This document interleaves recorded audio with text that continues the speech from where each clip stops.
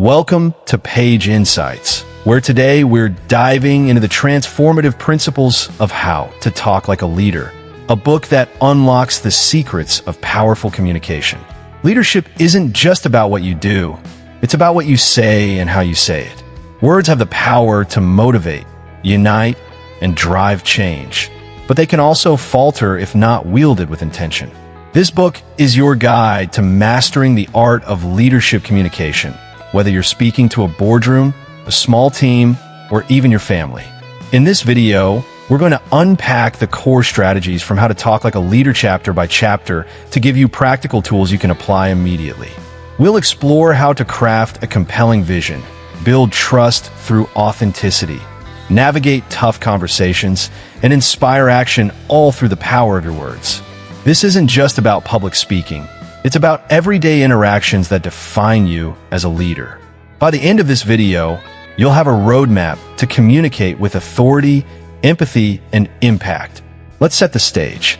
Leadership communication is about connection. It's about aligning your words with your values, your audience, and your goals. The book breaks this down into actionable steps, and we're going to walk through them together. Why does this matter? In today's fast-paced world, leaders are judged not just by their results, but by how they communicate. A 2023 study from Harvard Business Review found that 87% of employees say communication is the top skill they look for in a leader. Whether you're a CEO, a team manager, or an aspiring influencer, your ability to articulate ideas clearly and inspire others is what sets you apart. How to Talk Like a Leader distills decades of research and real-world examples into a framework that anyone can use. From mastering your tone to handling conflict, this book covers it all. So let's dive into the first chapter and start building your leadership voice. Before we begin, a quick note. This is a long, in-depth summary designed to give you the full value of the book. I encourage you to stick with us for the whole journey. Each chapter builds on the last, creating a complete picture of how to talk like a leader. Ready? Let's jump into Chapter 1. Leadership begins with communication. That's the core message of Chapter 1 and how to talk like a leader. But what makes communication leaderly? It's not about using big words or dominating a conversation. It's about clarity, purpose, and connection. The book starts by laying out 3 foundational pillars of leadership communication: authenticity, clarity, and empathy. Let's break these down and explore how you can apply them in your daily life. First, authenticity. To talk like a leader, you have to be real. People can smell inauthenticity a mile away. When you speak from a place of genuineness, you build trust. The book shares the story of Satya Nadella, Microsoft CEO, who transformed the company's culture by speaking openly about his personal values and vision. When Nadella took over in 2014, Microsoft was struggling to innovate. His first speech to employees wasn't filled with corporate jargon. It was personal. He talked about his passion for learning and his belief in a growth mindset. That authenticity set the tone for his leadership and inspired employees to rally behind him. The lesson: don't try to mimic someone else's style. Find your voice. Reflect on your values, your why, and let that guide your words. How do you cultivate authenticity? The book suggests starting with self-awareness. Spend time understanding your strengths, weaknesses, and motivations. Journaling is a great tool. Write down what drives you, what you stand for, and what you want to achieve as a leader. Then practice aligning your words with those truths. For example, if you value collaboration, don't just say teamwork is important. Share a story about a time when collaboration led to success. Authenticity isn't about being perfect. It's about being consistent. When your words match your actions, people listen. Next, clarity. Leaders don't confuse their audience. They simplify without dumbing down. The book emphasizes that clarity is about distilling complex ideas into messages that resonate. Think of Steve Jobs introducing the iPhone in 2007. He didn't overwhelm the audience with technical specs. He said an iPod, a phone, and an internet communicator all in one. That's clarity. To achieve this, the book recommends a 3-step process. Know your audience, define your key message, and eliminate noise. Before you speak, ask, who am I talking to? What do they care about? What's the one thing I want them to remember? Then cut out jargon, fluff, or unnecessary details. Practice this in meetings or even casual conversations. If you can explain a complex idea in simple terms, you're already communicating like a leader. Empathy is the third pillar. Leadership communication isn't about you. It's about your audience. Empathy means understanding their needs, fears, and aspirations. The book cites Oprah Winfrey as a master of empathetic communication. Whether interviewing a celebrity or speaking to her audience, Oprah listens deeply and responds with compassion. This makes people feel seen and valued.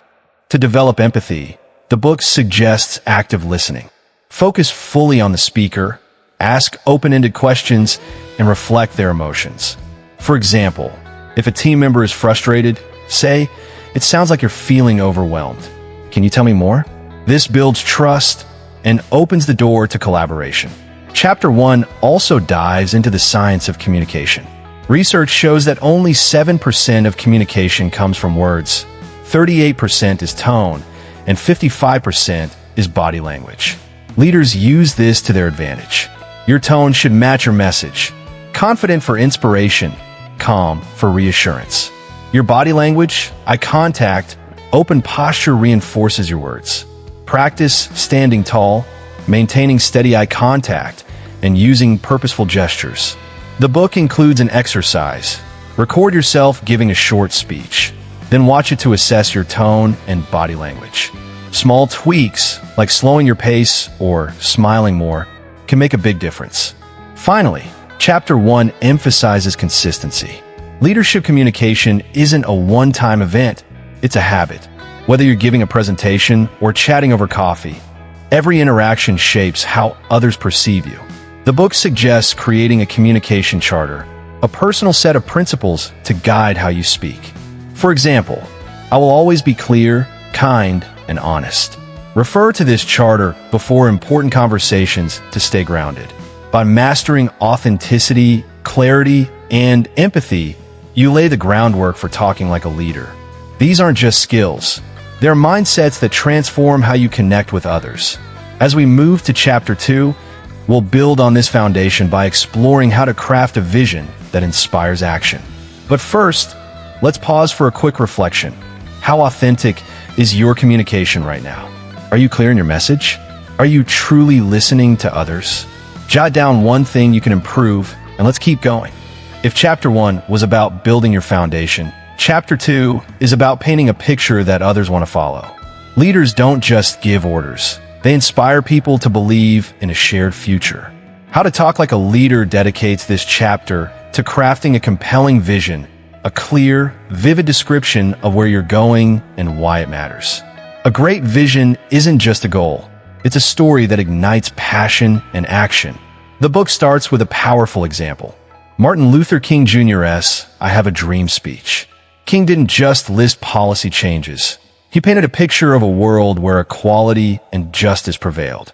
His words were vivid, emotional, and inclusive, making everyone feel part of the mission.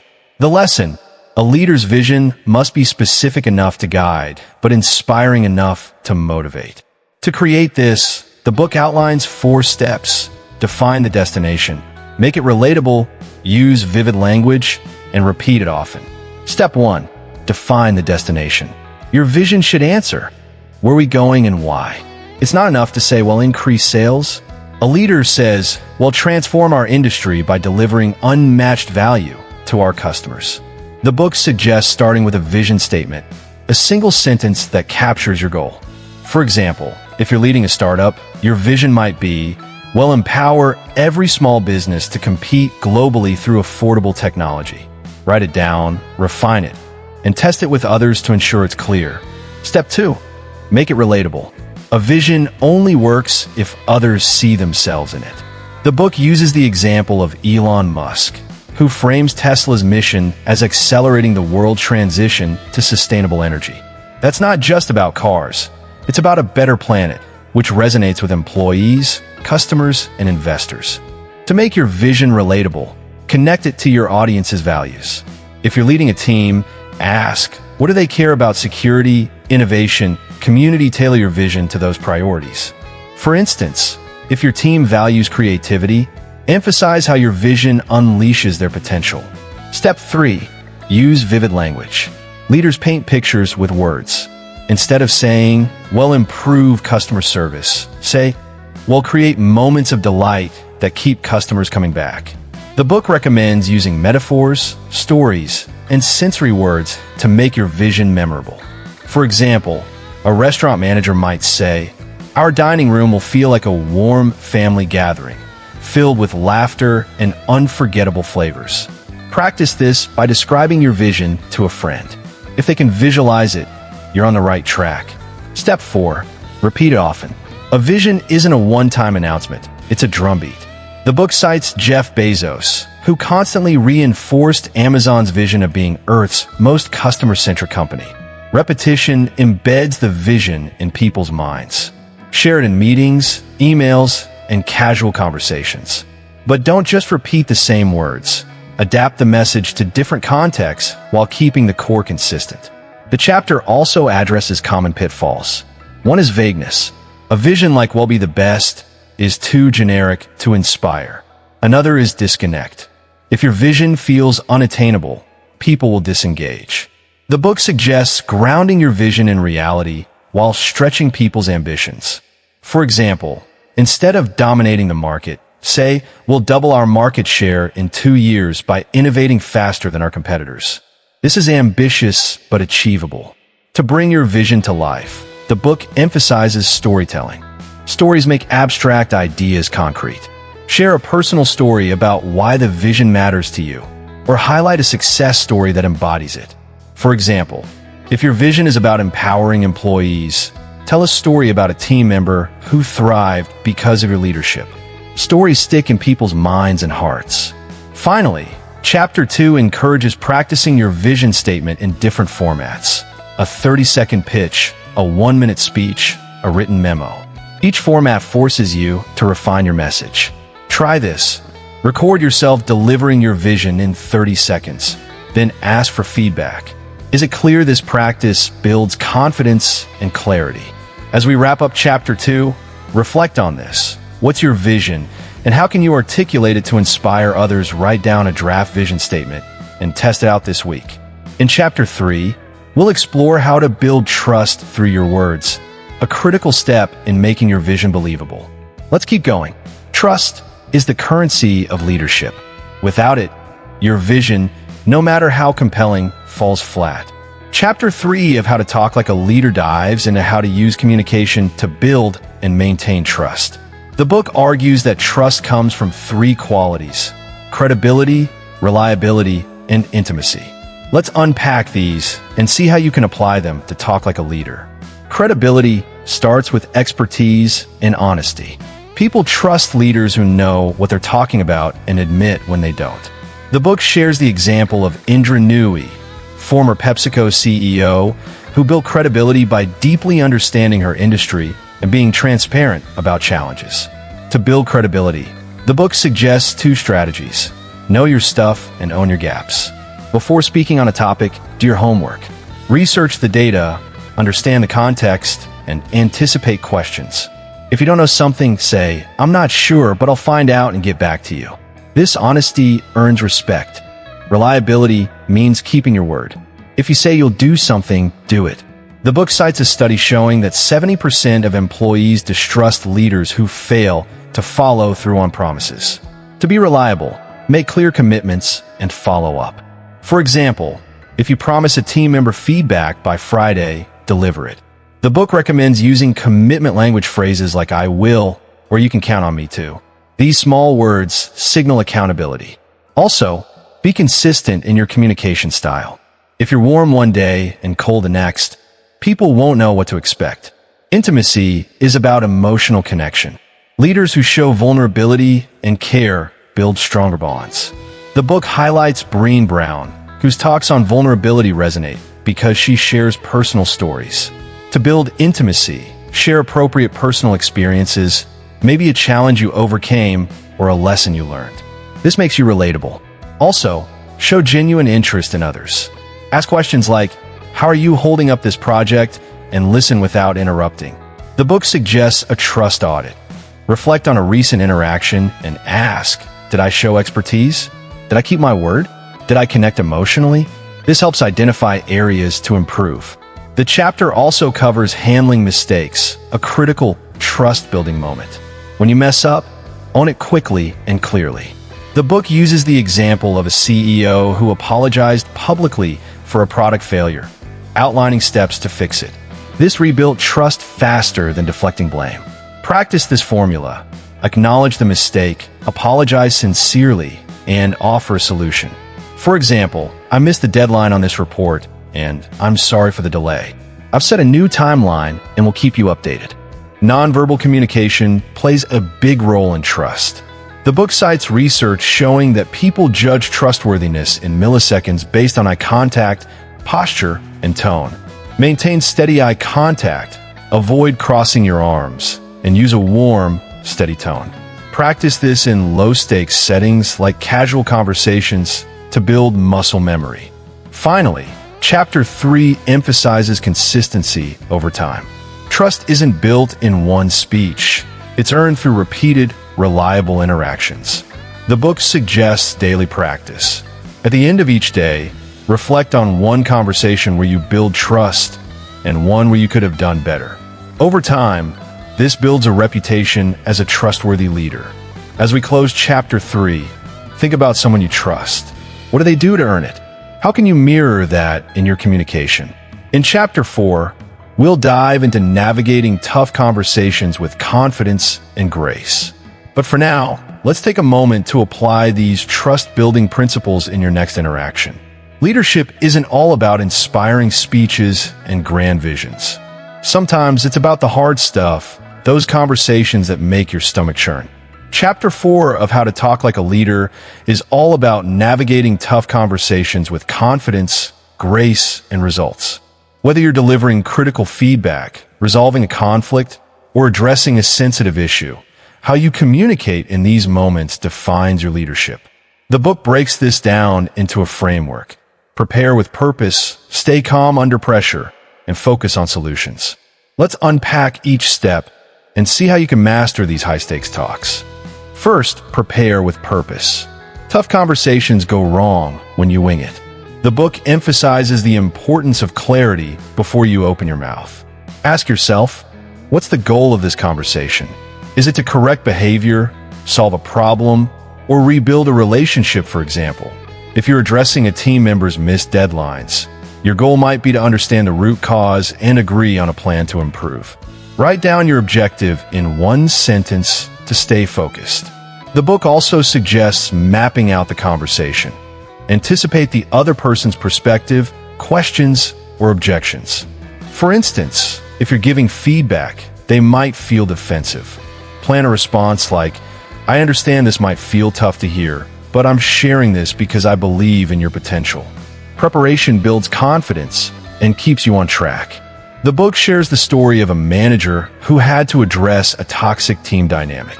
Instead of diving in with accusations, she prepared by identifying her goal, restoring collaboration, and gathering specific examples of the issue, like missed handoffs between team members. She opened the conversation with, I've noticed some challenges in how we're working together, and I want us to find a way to make this team stronger.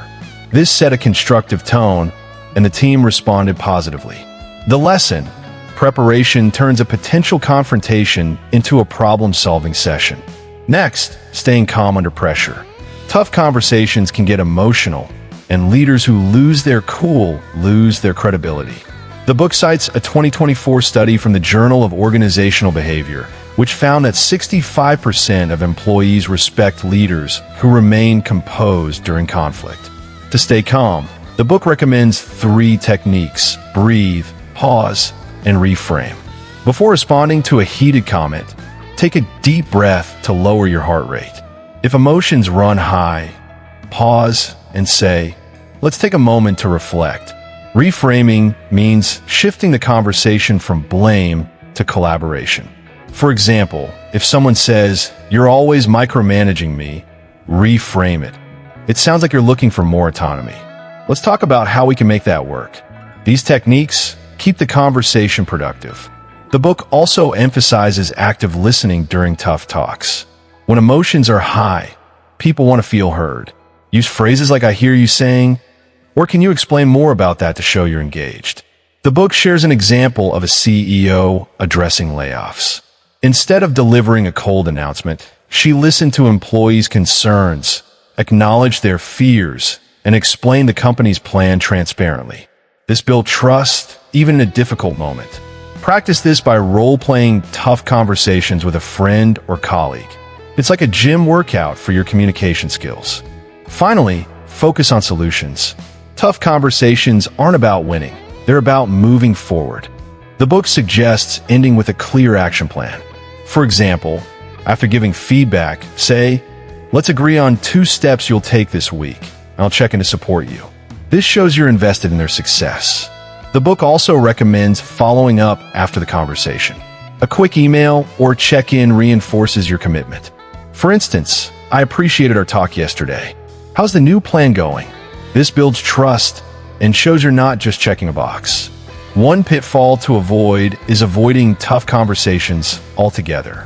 The book cites research showing that 80% of managers delay difficult talks, which only makes problems worse. If you're hesitant, schedule the conversation within 24 hours to avoid procrastination. Another pitfall is being too vague. Instead of saying you need to improve, be specific. Your reports have had errors in the last 3 submissions. Let's work on a system to ensure accuracy. Specificity drives accountability. The chapter also covers nonverbal cues in tough conversations. Your tone and body language matter as much as your words. Keep your voice steady, maintain eye contact, and avoid defensive postures like crossed arms. The book suggests practicing in front of a mirror to spot habits like fidgeting. Small adjustments like leaning slightly forward signal openness and engagement. To apply this, the book offers an exercise. Identify 1 tough conversation you need to have this week. Write down your goal. Anticipate the other person's perspective and practice your opening line. For example, "I've noticed we're not aligning on this project, and I'd like us to find a way to work better together." Then, after the conversation, reflect. Did I stay calm? Did we reach a solution? This builds your confidence over time. As we wrap up Chapter 4, think about a tough conversation you've been avoiding. What's one step you can take to prepare for it? In Chapter 5, we'll shift gears to inspiring action through your words, the kind of communication that gets people moving. Let's keep going. Great leaders don't just share ideas, they ignite action. Chapter 5 of How to Talk Like a Leader is all about using your words to motivate people to move, whether it's rallying a team to hit a deadline or inspiring a community to embrace change. The book outlines a 3-part formula for inspirational communication. Create urgency, paint a vivid picture, and issue a clear call to action. Let's dive into each and see how you can get people excited to act. First, create urgency. People move when they feel something's at stake. The book uses the example of John F. Kennedy's 1961 speech, where he declared the U.S. would land on the moon by the end of the decade. He didn't just say, "Let's go to the moon."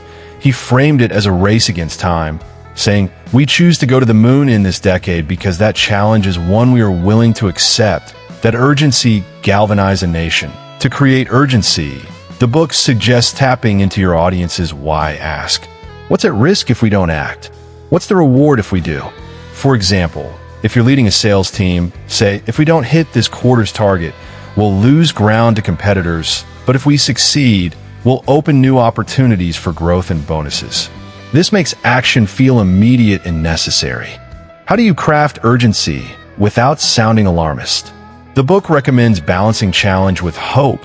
Highlight the stakes, but also show confidence in the solution. For instance, "We're behind on this project, but I know our team has the talent to turn it around by next week." Practice this by writing a 1-minute pitch for a goal you're leading.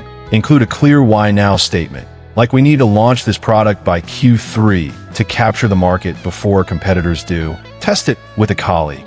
Does it light a fire under them? Next, paint a vivid picture. Inspiration comes from imagination.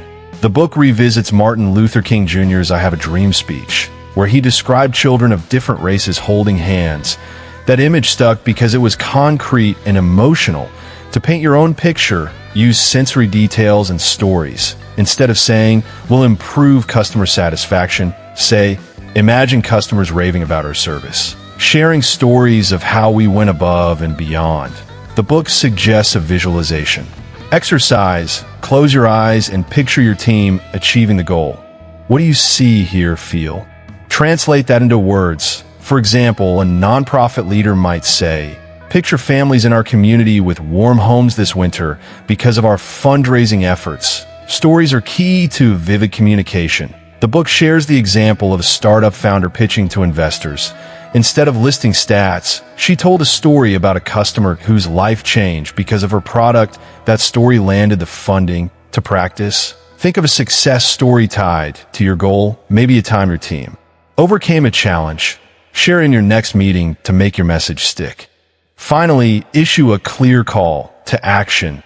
Inspiration without direction fizzles out. The book emphasizes that leaders must tell people exactly what to do next. For example, after sharing a vision, say, "By Friday, I need each of you to submit one idea for improving our process." The book cites a 2023 study showing that specific calls to action increase follow-through by 40%. To make yours effective, use action verbs, set deadlines, and make it personal. Instead of "We need to innovate," say, "I'm asking each of you to brainstorm 3 new ideas by Wednesday." This clarity drives results. The chapter also covers delivery. Inspirational communication requires energy and conviction. The book suggests practicing vocal variety, emphasizing key words, vary your pace, and use pauses for impact. Record yourself delivering a motivational message and listen for enthusiasm. Are you engaging? If not, try raising your energy or adding a personal anecdote. Body language matters too. Stand tall, use open gestures, and make eye contact to convey passion. One pitfall is overhyping. If your inspiration feels exaggerated, people will tune out. The book advises grounding your message in reality. For example, don't promise world domination if your goal is modest growth. Another pitfall is neglecting follow-up. After inspiring action, check in regularly to maintain momentum. For instance, last week, I asked for your ideas. Let's review them today and pick the top 3. To apply this, the book offers a challenge. Deliver a 1-minute motivational. Talk to your team or a friend. Focus on urgency, vivid imagery, and a clear call to action. For example, we're at a turning point. If we act now, we can lead the market. Picture our customers raving about our product. By Monday, let's each commit to one bold step. Reflect on their response. Did they feel inspired? As we close Chapter 5, think about a goal you want to inspire action for. What's one way you can create urgency or tell a story to motivate others? In Chapter 6, we'll explore how to adapt your communication to different audiences, a critical skill for any leader. Let's keep the momentum going. Leadership communication isn't one size fits all. What inspires one person might bore another. Chapter 6 of How to Talk Like a Leader focuses on tailoring your message to your audience. Whether it's a skeptical boardroom, an enthusiastic team, or a diverse community, the book outlines 3 keys to audience adaptation. Know your audience, adjust your style, and respect cultural differences. Let's dive in and see how you can connect with anyone, anywhere. First, know your audience. Effective leaders research who they're speaking to. The book uses the example of Angela Merkel, who tailored her speeches to different groups, from German voters to global leaders, by understanding their priorities. Before communicating, ask, who are they? What do they value? What challenges do they face? For example, if you're pitching to investors, they care about ROI and risk. If you're rallying employees, they want to feel valued and inspired. The book suggests creating an audience profile. List their demographics, goals, and pain points. For instance, if you're leading a young team, note that they might value flexibility and purpose over traditional rewards. To gather this intel, the book recommends observation and questions. Notice how your audience reacts in meetings. Are they energized or disengaged? Ask open-ended questions like, what's your biggest priority right now? Or what would make this project a success for you? This builds empathy and informs your approach. The book shares a story of a nonprofit leader who turned around a failing campaign by surveying her audience and learning they wanted more transparency about fund usage. She adjusted her messaging to focus on impact, and donations soared. Next, adjust your style. Once you know your audience, adapt your tone, language, and content. The book categorizes audiences into 4 types: analytical, emotional, practical, and visionary. Analytical audiences want data and logic. Give them stats and evidence. Emotional audiences respond to stories and passion. Share personal anecdotes. Practical audiences need clear steps and outcomes. Focus on how TOS. Visionary audiences love big ideas. Paint a bold future, for example, when presenting to a mixed team. You might say, here's the data showing our growth. Analytical, which means more opportunities for our team. Emotional, let's take these 3 steps to get there. Practical, and together we'll redefine our industry. Visionary, practice this by preparing a message for 2 different audiences. For instance, pitch a project to your boss. Analytical, with metrics. This initiative will boost revenue by 15%. Then pitch it to your team. Emotional, with a story. This will let us create experiences our customers will never forget. The book suggests role-playing with a colleague to test your adaptability. Can you shift your style seamlessly? Respecting cultural differences is the 3rd key. In a globalized world, leaders often communicate across cultures. The book cites a 2024 study showing that 70% of multinational teams fail due to cultural miscommunication. To avoid this, learn about your audience's cultural norms. For example, in high-context cultures like Japan, indirect communication, hints, nonverbal cues, is valued. In low-context cultures like the US, directness is preferred. The book shares an example of a manager who offended a Middle Eastern client by being too blunt. After learning to use more diplomatic language, the relationship improved. To build cultural competence, the book suggests 3 steps: research, listen, and adapt. Before cross-cultural interaction, read about the culture's communication norms. Listen for cues. If someone seems reserved, they might prefer indirect feedback. Adapt by mirroring their style respectfully. For example, if you're leading a diverse team, avoid idioms like hit the ground running, which might confuse non-native speakers. Instead, use clear, universal language. The chapter also addresses digital audiences, a growing challenge in 2025. Whether you're on a Zoom call or posting on X, digital communication requires extra clarity. The book suggests using concise sentences, visual aids, and frequent check-ins like, "Does this make sense?" For online audiences, engagement is key. Ask questions, use polls, or encourage comments to keep them involved. One pitfall is assuming your audience thinks like you. The book warns against the curse of knowledge, expecting others to know what you know. Simplify your message without patronizing. Another pitfall is ignoring feedback. If your audience seems disengaged, adjust on the fly, maybe shift from data to a story or pause for questions. To apply this, the book offers an exercise. Pick an upcoming conversation and create an audience profile. List their priorities, preferred style, and any cultural considerations. Then tailor your message and practice delivering it. After, reflect. Did they respond as expected? What did you tweak? This builds your adaptability over time. As we close Chapter 6, think about an audience you struggle to connect with. What's one thing you could do to better understand their perspective? In Chapter 7, we'll explore mastering nonverbal communication to amplify your message. Stay tuned. Page Insights, fam. Words are powerful, but they're only part of the story. Chapter 7 of How to Talk Like a Leader dives into the silent language of leadership, nonverbal communication.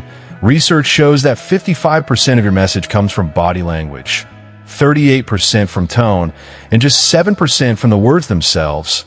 Leaders who master nonverbal cues amplify their impact, whether they're in a boardroom, on a Zoom call, or addressing a crowd.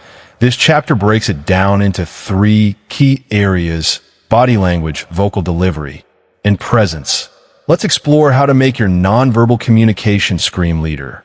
First, body language. Your posture, gestures, and facial expressions speak louder than words. The book cites a 2024 study from the Journal of Leadership Studies, which found that 68% of employees judge a leader's confidence based on posture alone. To project authority, stand tall with shoulders back, feet shoulder-width apart, and avoid slouching. Open gestures like palms facing up signal trust and inclusivity. While crossed arms can seem defensive, the book shares the example of Michelle Obama, whose warm smile and purposeful gestures during speeches make her relatable yet commanding. To practice, try the power pose before a big talk. Stand with hands on hips for 2 minutes to boost confidence. Record yourself speaking and watch your posture. Are you leaning in to engage or shrinking back? Small tweaks like keeping your chin up make a big difference. Eye contact is a game changer. It builds trust and shows you're present. The book suggests the triangle technique. Focus on one eye, then the other, then the mouth, cycling every few seconds to avoid staring. In group settings, scan the room to connect with everyone. For example, when presenting, make eye contact with different audience members for 2 to 3 seconds each. This makes people feel seen. The book shares a story of a manager who turned around a disengaged team by using deliberate eye contact during meetings, signaling, "I value you." Practice this in your next conversation. Notice how it changes the dynamic. Facial expressions must align with your message. A smile conveys warmth, but overdoing it during serious talks can undermine credibility. The book recommends practicing neutral confidence, a relaxed face with a slight upward curve of the mouth. Try this in a mirror. Say a serious statement, like "We need to address this issue," while keeping your expression calm but engaged. If you're naturally expressive, channel that energy purposefully. Nod to show agreement or furrow your brow to show concern, but avoid over-the-top reactions. Next, vocal delivery. Your tone, pace, and volume shape how people perceive you. The book highlights Nelson Mandela, whose slow, deliberate speech commanded attention. To project leadership, vary your tone to match your message. Upbeat for inspiration, calm for reassurance. Avoid monotone delivery, which bores listeners. The book suggests a vocal exercise. Read a paragraph aloud, emphasizing different words each time. For example, "We will succeed" versus "we will succeed." This builds vocal flexibility. Pace matters too. Slow down for emphasis, speed up for excitement. Pauses are powerful. A 2-second pause after a key point lets it sink in. Practice this by recording a short speech and listening for vocal variety. Do you sound engaging or flat? Volume is about balance. Too loud and you seem aggressive. Too soft and you lose authority.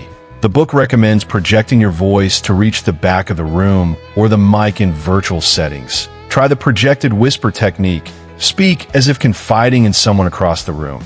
This adds warmth without shouting. The book shares an example of a startup founder who struggled to pitch investors because her voice was too soft. After practicing projection, her pitches landed funding.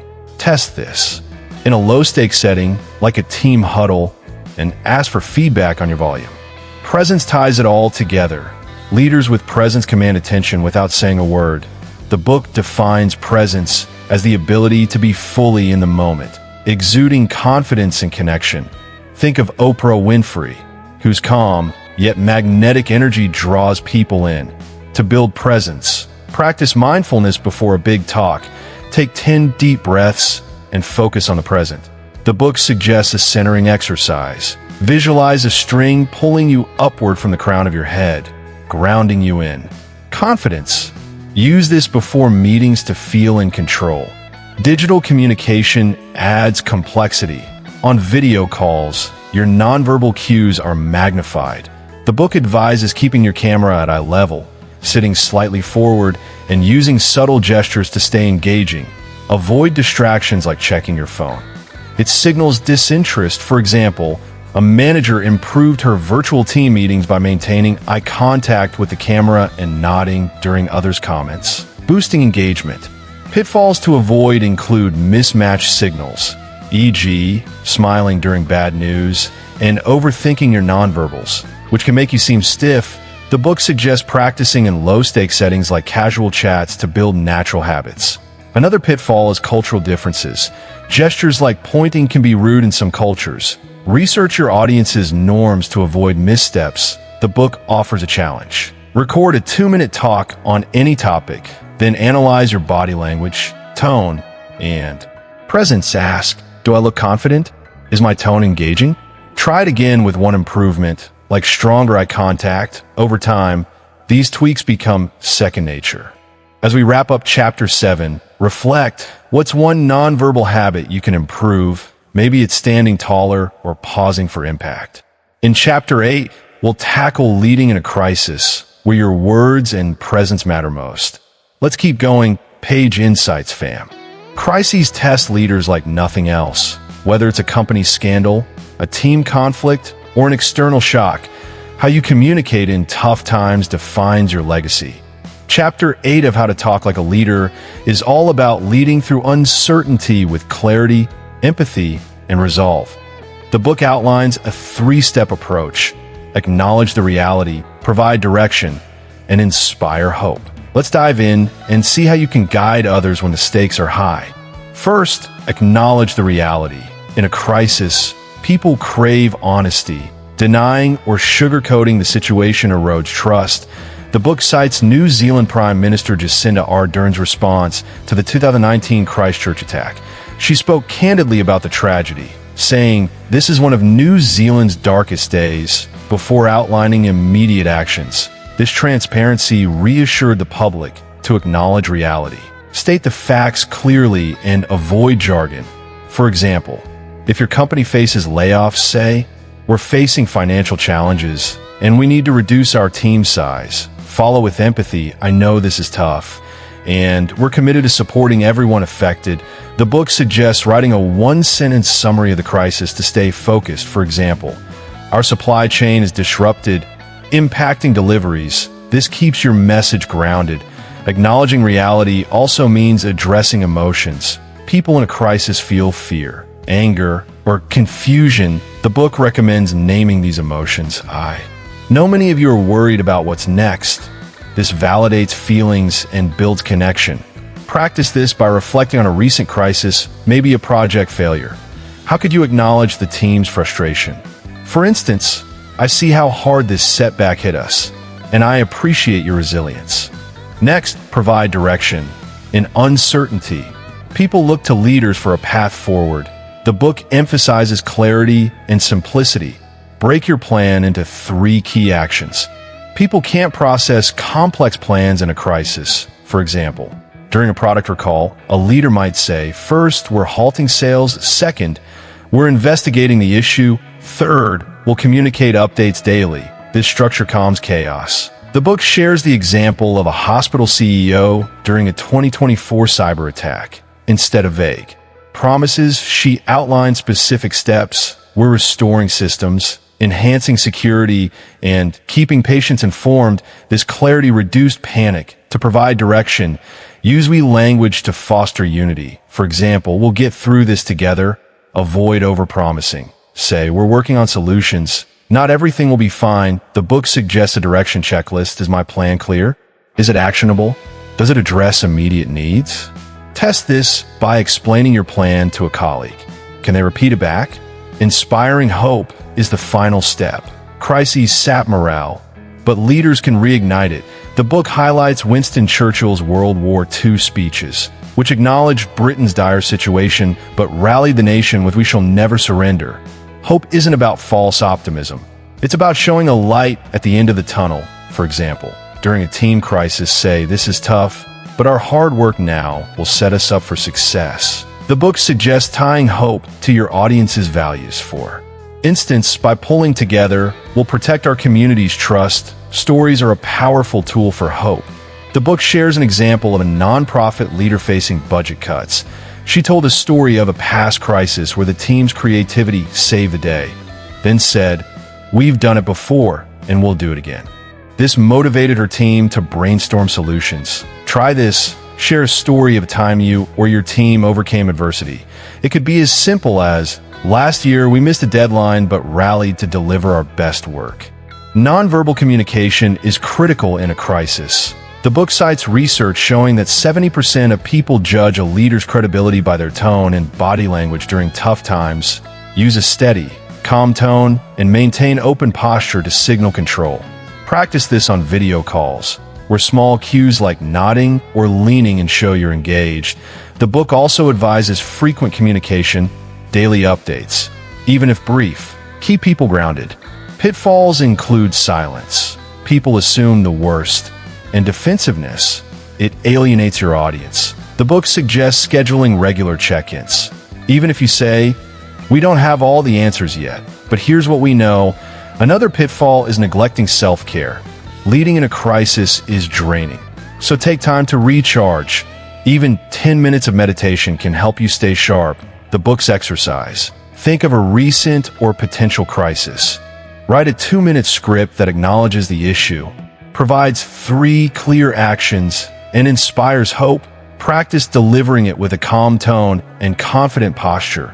For example, we're facing a delay, and I know it's frustrating. Here's our plan. We'll reallocate resources, set new milestones, and track progress daily. Together, we'll deliver something amazing. Reflect. Did it feel authentic? As we close Chapter 8, consider a crisis you might face. How can you acknowledge it honestly and inspire hope? In Chapter 9, we'll explore building a personal leadership brand to make your communication unforgettable. Keep it locked. Page Insights crew. Your words shape how people see you as a leader. Chapter 9 of How to Talk Like a Leader focuses on building a personal leadership brand, a consistent, authentic way of communicating that defines who you are and what you stand for. Your brand isn't a logo. It's the reputation you create through every interaction. The book outlines 3 steps: define your brand, communicate it consistently, and evolve it over time. Let's dive in and craft a leadership brand that sticks. First, define your brand. A leadership brand is the unique combination of your values, style, and impact. The book uses the example of Malala Yousafzai, whose brand is rooted in courage, education advocacy, and authenticity. Her speeches consistently reflect these qualities, making her instantly recognizable. To define your brand, the book suggests asking, what do I stand for? How do I want to be remembered? For example, your brand might be the collaborative problem solver or the visionary who empowers others. Write a 1-sentence brand statement, like I'm a leader who inspires innovation through clear, inclusive communication. Test it with trusted colleagues. Does it feel true to you? Self-reflection is key. The book recommends a values audit. List your top 3 values, e.g., integrity, creativity, empathy, and think of times you've embodied them in communication. For instance, if empathy is your value, recall a time you listened deeply to a team member's concerns. Your brand should also reflect your strengths. Are you great at storytelling? Simplifying complex ideas? Lean into those. The book shares a story of a manager who branded herself as the clarity catalyst by always breaking down complex projects into clear steps, earning her team's trust. Next, communicate consistently. Your brand only sticks if people see it repeatedly. The book cites consistency as the difference between forgettable and iconic leaders. For example, Apple's Steve Jobs was known for his reality distortion field, his ability to persuade through passionate, visionary communication. Every keynote, email, or meeting reinforced this. To be consistent, align your words, tone, and actions across contexts. If your brand is approachable and strategic, use a warm tone in emails, share strategic insights in meetings, and follow through on promises. The book suggests a brand checklist. Before speaking, ask, does this reflect my brand? For example, if your brand is optimism, avoid negative phrasing like "this won't work" and say, let's find a better way. Consistency extends to digital platforms. In 2025, your online presence, from LinkedIn posts to X, formerly Twitter, updates, shapes your brand. The book advises curating your digital voice to match your in-person style. If you're collaborative, share posts that highlight team wins or ask for input. For example, a leader posted on X, "Our team crushed it this quarter. What's one thing we could do better?" This reinforced her inclusive brand. Monitor your digital footprint. Are your posts aligned with your values? Evolving your brand is the third step. Leadership isn't static, and your brand should grow with you. The book shares the example of Satya Nadella, who evolved Microsoft's brand from aggressive competition to collaborative innovation, mirroring his own shift to a growth mindset leader. To evolve your brand, seek feedback regularly. Ask colleagues, how do I come across in meetings? Or what's one thing I can improve? Use this to refine your style without losing your core identity. The book suggests revisiting your brand statement every 6 months to ensure it reflects your growth. Pitfalls include inauthenticity, copying someone else's brand, and inconsistency, acting differently in different settings. The book warns against brand drift, where stress or pressure makes you deviate from your values. For example, if your brand is calm leadership, don't snap in a heated meeting. Another pitfall is neglecting your audience's perception. If they see you differently than intended, adjust your communication. For instance, if you're seen as aloof but want to be approachable, smile more and ask personal questions. The book's exercise: write your brand statement and test it in 3 interactions this week. For example, if your brand is inspiring clarity, deliver a clear, motivational message in a meeting, email, and casual chat. Reflect, did people respond to your brand? Also, create a brand board, a visual collage of words, images, or quotes that represent your leadership style. Refer to it for inspiration. As we close Chapter 9, ask, what's your leadership brand, and how can you make it shine? In Chapter 10, we'll explore sustaining your leadership voice for the long haul. Stay with us, Page Insights crew, and let's keep building that leadership legacy. Talking like a leader isn't a one-and-done deal. It's a lifelong practice. Chapter 10 of How to Talk Like a Leader focuses on sustaining your leadership voice over the long haul, ensuring your communication stays sharp, authentic, and impactful no matter the season. The book outlines 3 keys to longevity: build consistent habits, seek continuous improvement, and stay resilient through setbacks. Let's unpack these and see how you can keep your leadership voice strong for years to come. First, build consistent habits. Great leaders don't just communicate well in big moments. They do it every day.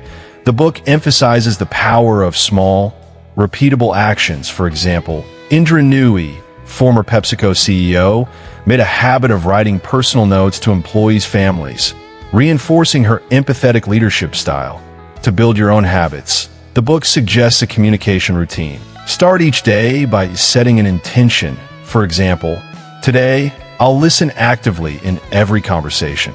End the day by reflecting, did I communicate clearly? Did I inspire someone? The book cites a 2025 study from the Leadership Quarterly showing that leaders who reflect daily on their communication improve their effectiveness by 30% within 6 months. Practical habits include preparing for key interactions. Before a meeting, spend 5 minutes reviewing your goals and audience. What's the one message you want to land? Another habit is practicing vocal warm-ups, like reading a paragraph aloud with varied tone, to keep your delivery dynamic. The book shares the story of a nonprofit leader who struggled with rambling presentations. She started a habit of scripting her opening lines and practicing them daily, which made her talks concise and powerful. Try this. Pick one communication habit, like pausing for emphasis, and practice it for 10 minutes daily for a week. You'll see results fast. Consistency also means aligning your communication with your values. If your leadership brand is authenticity, make a habit of sharing a personal insight in every team meeting, maybe a lesson learned or a quick story. This reinforces your identity. The book suggests a communication journal. Write down one interaction each day and note how it reflected your brand. Over time, this builds a track record of consistency. Next, seek continuous improvement. Leadership communication is a skill, and skills need sharpening. The book recommends a feedback loop, asking for input, acting on it, and assessing the results. For example, after a presentation, ask a trusted colleague what worked. What could be clearer? Don't just seek praise, ask for specifics like, did my tone feel confident? The book shares the example of a tech CEO who improved his public speaking by recording every talk and reviewing it with a coach. Within a year, his keynotes went from dull to inspiring. To start, identify one person you trust to give honest feedback and ask them to observe your next meeting. Learning from others is another way to improve. The book suggests studying great communicators. Watch TED Talks, analyze speeches, or follow leaders on X. Notice how they structure their messages or use pauses. For instance, Michelle Obama often starts speeches with a personal story to hook the audience. Try mimicking one technique, like opening with a story. In your next talk, the book also recommends reading one communication-focused article or book per month. A 2024 Harvard Business Review study found that leaders who invest in learning improve their influence by 25%. Resilience through setbacks is the third key. Leadership communication isn't always smooth. You'll face criticism, misunderstandings, or moments when your words fall flat. The book shares the story of a startup founder whose pitch bombed with investors. Instead of giving up, he analyzed the feedback, refined his message, and landed funding on his next try. To stay resilient, the book suggests reframing setbacks as learning opportunities. After a tough moment, ask, what can I take from this? For example, if a team member misinterprets your feedback, reflect on how you could be clearer next time.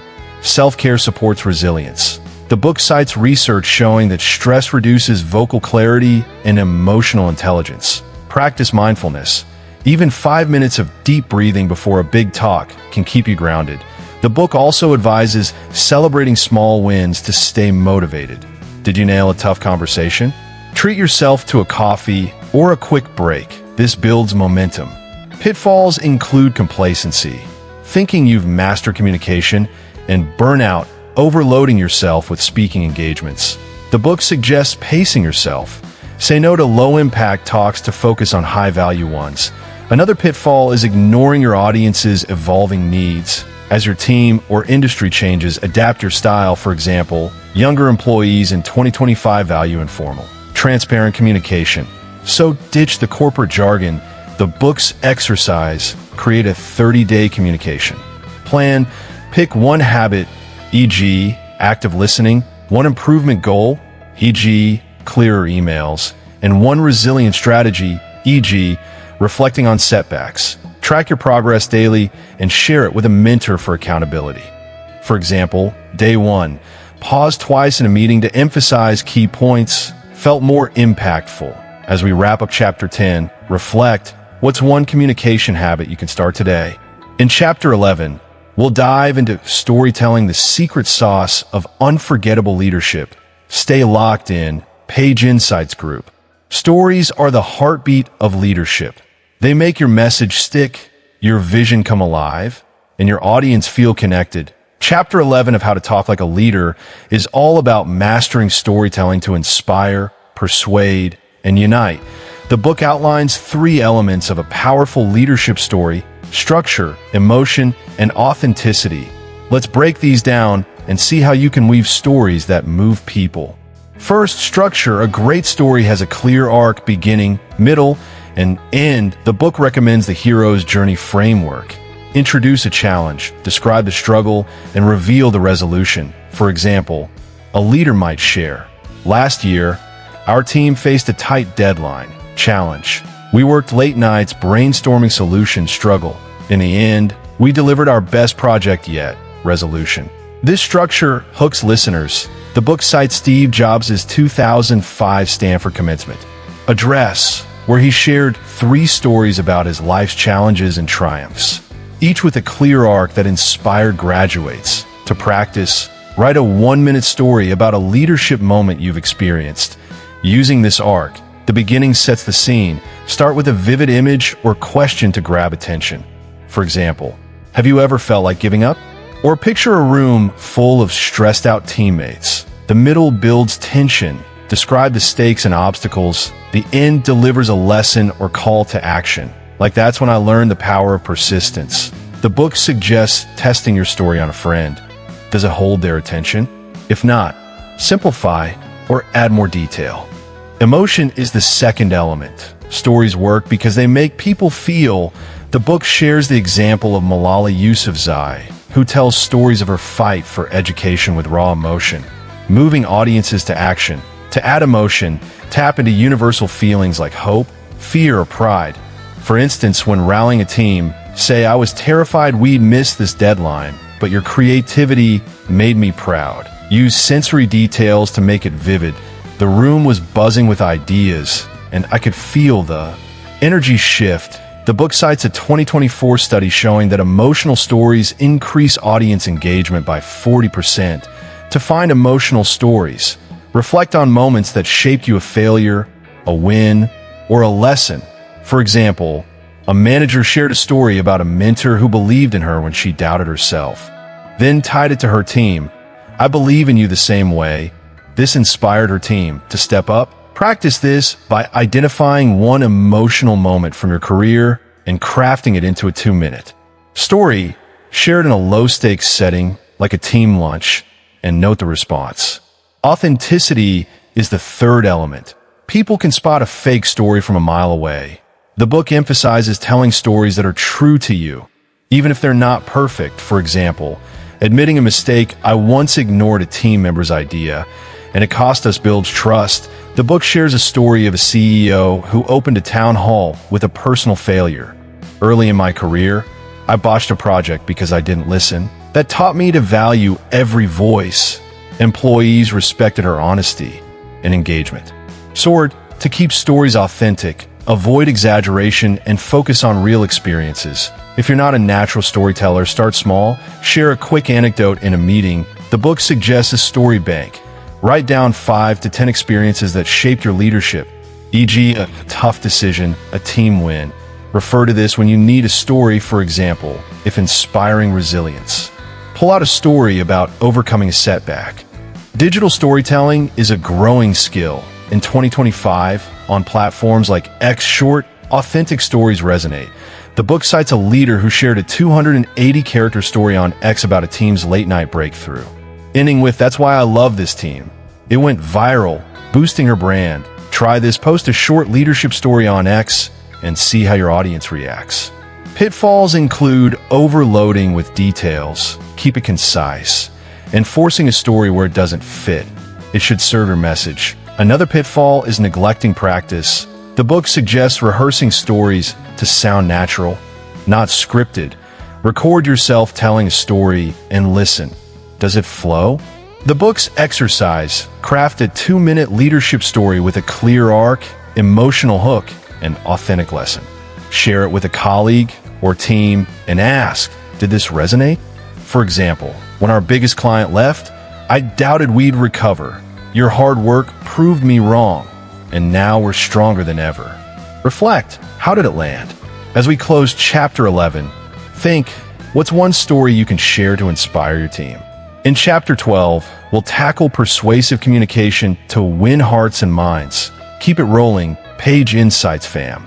Leadership often means getting others to buy into your ideas. Chapter 12 of How to Talk Like a Leader is all about persuasive communication, the art of influencing decisions without coercion.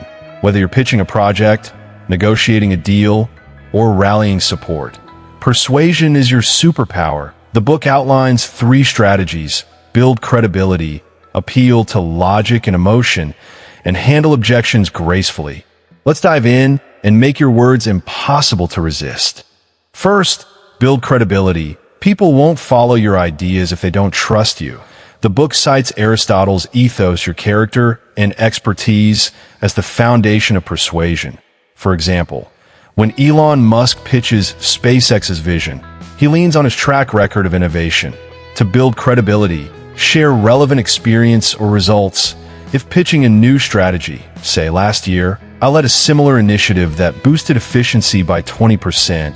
The book suggests preparing a credibility statement, concise summary of why you're qualified. For instance, I've spent 5 years studying market trends, and here's what I found. Credibility also comes from transparency. Admit uncertainties to build trust. For example, we don't have all the answers, but here's why this plan is our best shot. The book shares a story of a manager persuading her team to adopt a new tool. She admitted, "I was skeptical too, but testing it showed a 15% time savings." Her honesty won them over. Practice this by sharing a small vulnerability in your next pitch. It humanizes you. Next, appeal to logic and emotion. Persuasion requires both head and heart. The book recommends a logic-emotion sandwich. Start with data, add an emotional hook, and close with a logical call to action. For example, when pitching a budget increase, say, "Our data shows a 10% ROI on this investment." Logic. Imagine the impact on our customers' lives. Emotion. Let's allocate funds by next quarter. Logic. The book cites a 2024 study showing that combining logic and emotion increases persuasion by 35%. Logic means clear evidence, stats, examples, or case studies. If proposing a new process, say companies like ours saw a 25% productivity boost with this approach. Emotion means connecting to values or aspirations. For example, this change will give our team more time to innovate, which I know you're passionate about. The book shares a story of a sales leader who persuaded a client by combining data. Our product increased conversions by 30%. With emotion, your customers will feel empowered. The deal closed that day. To practice, craft a 1-minute pitch for an idea you care about. Include one statistic and one emotional appeal. For example, this training program cuts errors by 15% and gives our team confidence to shine. Test it on a colleague. Does it persuade them? Handling objections gracefully is the third strategy. Resistance is normal, and great leaders don't fight it. They address it. The book suggests the acknowledge, ask, answer method. Acknowledge the objection to show you're listening. I hear your concern about costs. Ask a question to understand. Can you share what's worrying you most? Answer with clarity. Here's how we'll manage the budget. The book shares an example of a project manager facing pushback on a timeline. She said, "I understand. The deadline feels tight. What's the biggest challenge you see? We can adjust resources to make it work." This turns skeptics into collaborators. Anticipating objections is key. Before a persuasive talk, list 3 potential concerns and prepare responses. For example, if pitching a risky project, expect "what if it fails?" Respond, "We've mitigated risks with a phased rollout, and here's the data." The book also advises staying calm. A defensive tone kills persuasion. Practice a neutral response like, "That's a fair point. Let's explore it." Digital persuasion, especially on platforms like X, requires brevity. The book cites a leader who persuaded her network to support a cause with a concise post. Our community needs this program. Emotion. It's proven to help 1,000 families. Logic. Join us. Call to action. Try this. Craft a 280-character pitch for an idea and post it on X to test its impact.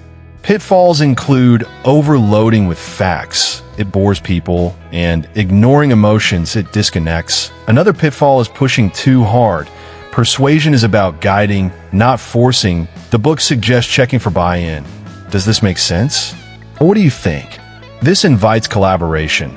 The book's exercise prepares a 2-minute pitch for an idea using credibility, logic, and emotion. Deliver it to a friend or team and ask, "Would you act on this?" For example, I've led 3 successful launches. Credibility. This project will boost revenue by 10%. Logic. And make our customers' lives easier. Emotion. Let's start next week. Reflect what worked. As we close Chapter 12, ask, what's one idea you need to persuade others about? And how can you make it compelling? In Chapter 13, we'll tackle leading in a virtual world, a must-have skill for 2025. Stay tuned, Page Insights fam. In 2025, the virtual world is where leadership happens, from Zoom meetings to X posts. Digital communication is a cornerstone of influence. Chapter 13 of How to Talk Like a Leader focuses on leading effectively in virtual settings, where clarity, engagement, and connection are harder to achieve, but just as critical. The book outlines 3 strategies. Optimize your digital presence. Engage remote audiences and build virtual trust. Let's unpack these and make you a virtual leadership rockstar. First, optimize your digital presence. Your virtual setup, camera, lighting, background shapes how people perceive you. The book cites a 2024 study from the Journal of Business Communication showing that 60% of employees judge a leader's professionalism by their video call setup. To optimize, position your camera at eye level, Use soft lighting to avoid shadows, and keep your background clean. A bookshelf or plant works better than a messy room. The book shares the example of a startup CEO who transformed her remote meetings by upgrading her setup.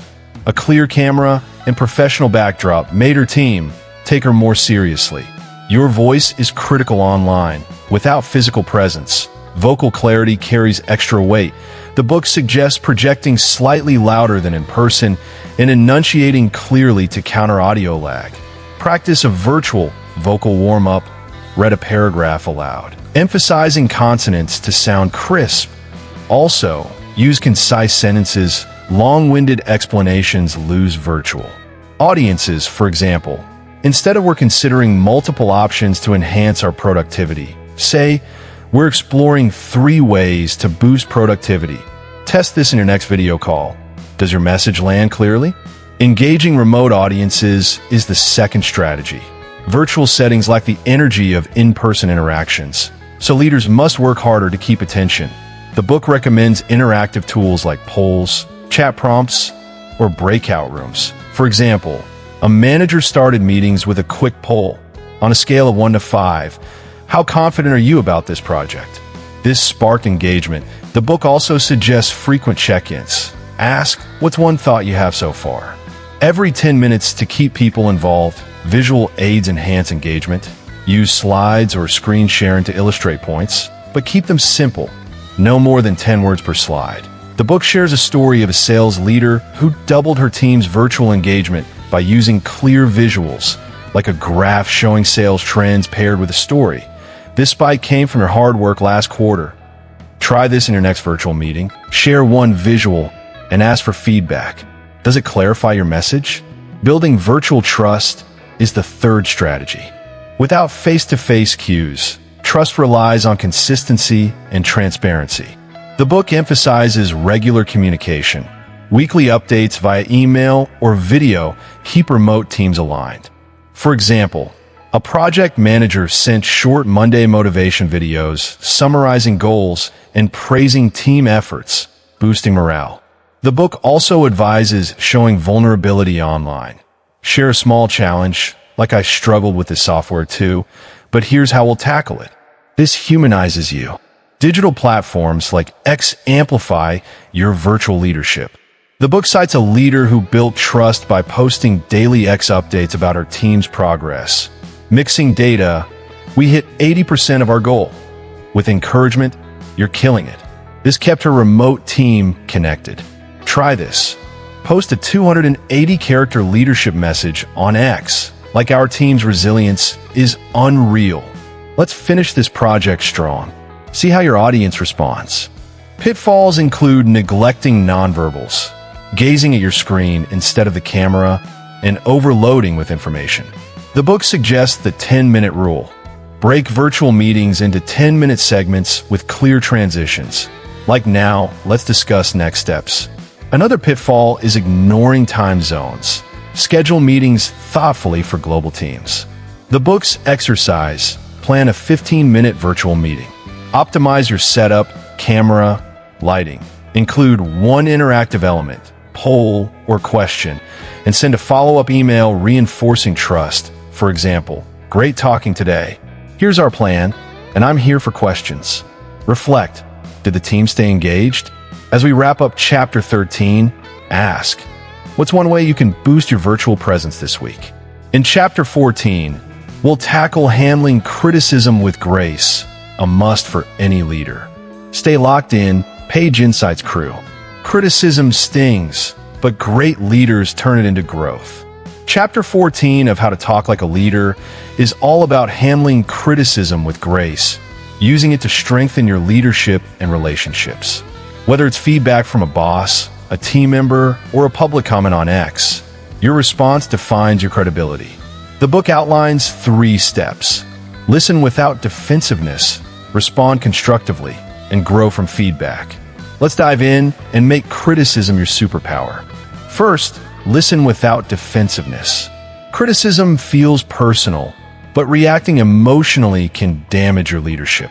The book cites a 2024 study showing that 70% of employees respect leaders who listen to feedback without interrupting. To do this, practice active listening.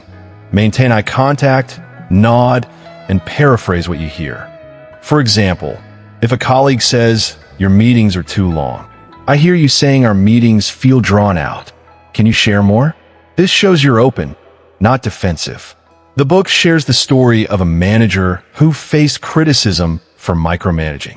Instead of arguing, she listened and said, "I appreciate your honesty. What specifically feels overbearing?" This led to a productive discussion and a better team dynamic. To practice, try the 5-second rule. When criticized, pause for 5 seconds before responding to avoid knee-jerk reactions. Test this in a low-stakes setting, like a peer review, and notice how it shifts the conversation. Responding constructively is the second step. A great response acknowledges the feedback, clarifies intent, and offers a solution. The book suggests the acknowledge, reflect, commit framework. Acknowledge.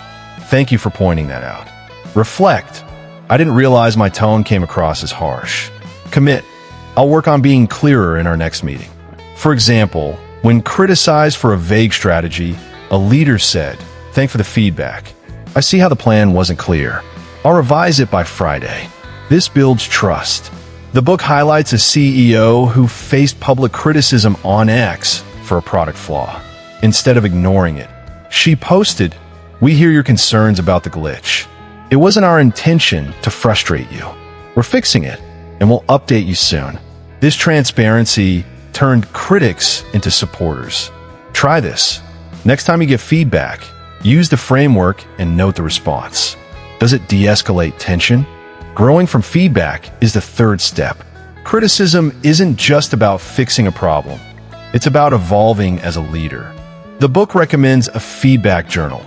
After receiving criticism, write down the feedback, what you learned, and one action you'll take. For example, feedback: "My emails are too long." Lesson: be concise. Action: limit emails to 100 words. The book shares a story of a nonprofit leader who was criticized for uninspiring speeches. She took a public speaking course, practiced daily, and became a sought-after speaker within a year. Feedback can also reveal blind spots. The book suggests seeking feedback proactively. Ask, "What's one thing I could improve?" This shows humility and drives growth. A 2025 study found that leaders who seek feedback improve their performance by 20% faster than those who don't. Try this. Ask a colleague for one piece of constructive feedback this week and act on it. In virtual settings, criticism can feel amplified. On platforms like X, negative comments are public. The book advises responding promptly and professionally, like "Thanks for your input. We're addressing this issue." Avoid arguing online. It escalates fast. The book shares an example of a leader who turned X criticism into a win by inviting feedback. "We missed the mark here. What would make this better?" This built loyalty. Pitfalls include taking criticism personally. It's about the behavior, not you, and dismissing it outright. Even harsh feedback has value. Another pitfall is over-apologizing, which can undermine confidence. Say, "I'll improve this," not "I'm terrible at this." The book's exercise: recall a recent criticism. Write a response using the acknowledge, reflect, commit framework. Then practice delivering it calmly. For example, "Thanks for noting the delay. I didn't realize it impacted you. I'll set clearer deadlines." Reflect. Did it feel constructive? As we close Chapter 14, ask, how can you turn criticism into growth this week? In Chapter 15, we'll explore mentoring through words to lift others up. Keep it rolling, Chapter 15 fam. Great leaders don't just lead, they lift others up. Chapter 15 of How to Talk Like a Leader focuses on mentoring through words, using communication to guide, inspire, and empower others to grow. Whether you're coaching a team member, advising a colleague, or mentoring a community, your words can shape futures. The book outlines 3 strategies: ask powerful questions, provide actionable feedback, and inspire confidence. Let's dive in and make you a mentor who changes lives. First, Ask powerful questions. Mentoring isn't about giving answers. It's about sparking insight. The book cites Socrates, whose questioning style helps students discover their own solutions. Powerful questions are open-ended, thought-provoking, and tied to goals. For example, instead of "Did you finish the project?" ask, "What's one obstacle you faced, and how can we overcome it?" The book shares a story of a manager mentoring a struggling employee by asking, "What would success look like for you?" She helped him clarify his goals and improve performance. To craft powerful questions, focus on what and how over why, which can feel accusatory. Examples: what's one skill you want to develop? Or how can we make this process smoother? The book suggests a question bank. Write down 10 mentoring questions and use one per conversation. Practice this in your next one-on-one. Ask a question like, "What's one thing you're proud of this month?" And listen deeply. Providing actionable feedback is the second strategy. Great mentors give feedback that's specific, constructive, and empowering. The book recommends the SBI model, Situation Behavior Impact. For example, in yesterday's meeting situation, you presented the data clearly behavior, which helped the team make a quick decision impact. For constructive feedback, add a suggestion. Next time, try pausing for questions to engage everyone. The book shares a story of a leader who transformed a shy intern into a confident presenter by giving targeted feedback. Your slides were clear, but speaking louder will grab attention. To make feedback actionable, focus on 1 or 2 points, not a laundry list. The book cites a 2024 study showing that specific feedback improves performance by 25% more than vague praise. Practice this in your next mentoring session. Use the SBI model and ask, "Does this resonate?" to ensure clarity. Inspiring confidence is the third strategy. Mentors help others believe in themselves. The book highlights Oprah Winfrey, who mentored countless leaders by affirming their potential.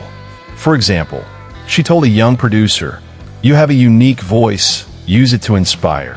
Affirm strengths and tie them to potential." For instance, your analytical skills are top-notch. They'll make you a great strategist. The book suggests a strength spotlight. In every mentoring conversation, highlight one strength and connect it to a goal. Stories inspire too.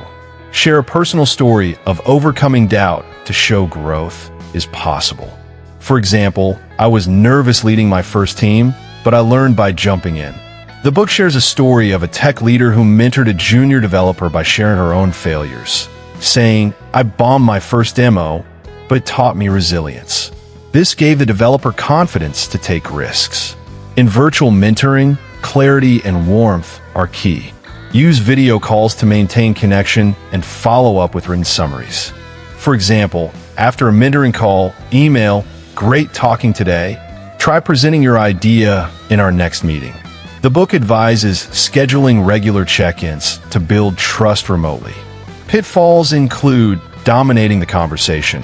Let men talk 70% of the time, and giving generic advice, tailor it to their needs. Another pitfall is neglecting follow-up, checking on progress to show you care. The book's exercise. In your next mentoring conversation, ask one powerful question, give one piece of SBI feedback, and affirm one strength. For example, what's your biggest goal this quarter? Your recent report was clear, which saved us time. Try adding visuals next. Your attention to detail is a game changer. Reflect. Do they feel empowered? As we close chapter 15, ask, who can you mentor this week, and how will you inspire them? Let's wrap this up with a conclusion that ties it all together. Stay with us, Page Insights fam. Wow, Page Insights fam, what a journey. We've unpacked how to talk like a leader from every angle, giving you a toolbox to communicate with impact, inspire action, and leave a lasting legacy. Let's recap the key lessons and send you off with a challenge to unleash your leadership voice. We started with Chapter 1, laying the foundation with authenticity, clarity, and empathy, the pillars of a leader's voice.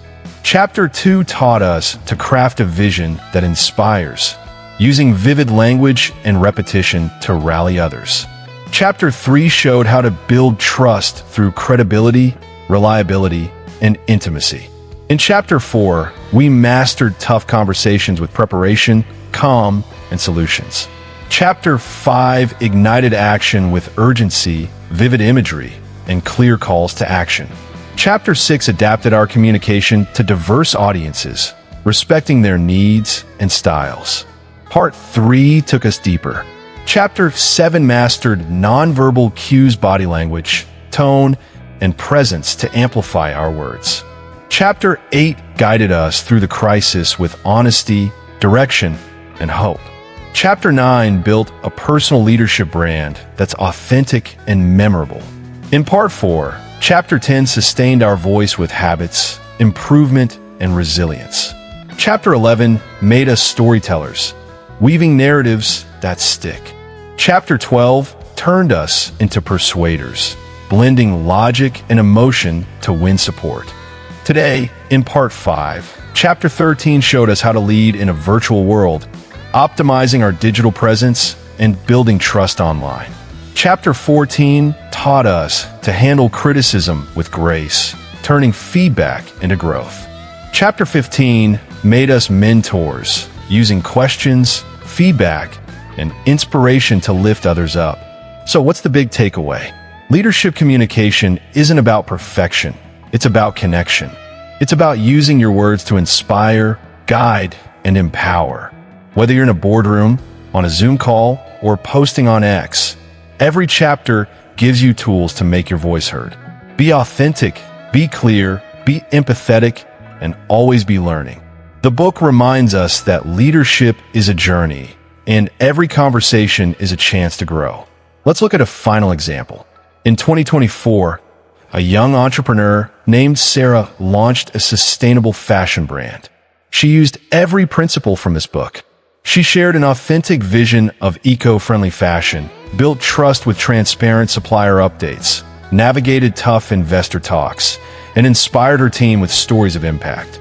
Her virtual pitches on X went viral, and when criticized for high prices, she responded with grace, explaining her ethical sourcing. She mentored her team with powerful questions, and her consistent brand of sustainability and passion made her a leader in her industry. Sarah's story shows that anyone can talk like a leader with practice. Your challenge: pick one lesson from this book and apply it this week. Maybe it's crafting a vision statement, pausing before responding to criticism, or sharing a story in your next meeting. Write down your goal and track your progress. For example, this week, I'll use the SBI feedback model in my team check-in. Share your results in the comments. We want to hear your wins. To keep growing, practice daily, record yourself speaking, ask for feedback, and study great communicators. Post your leadership insights on X to build your digital brand. As the book says, your voice is your legacy. Use it to shape the future. Thank you for joining us on this epic page insights journey. If this video inspired you, give it a thumbs up, subscribe, and hit the bell for more life-changing book summaries. Share this with someone who needs a leadership boost and let us know in the comments. What's your biggest takeaway from how to talk like a leader? We read every comment and love hearing from you. Until next time, keep talking like a leader and let's make an impact together.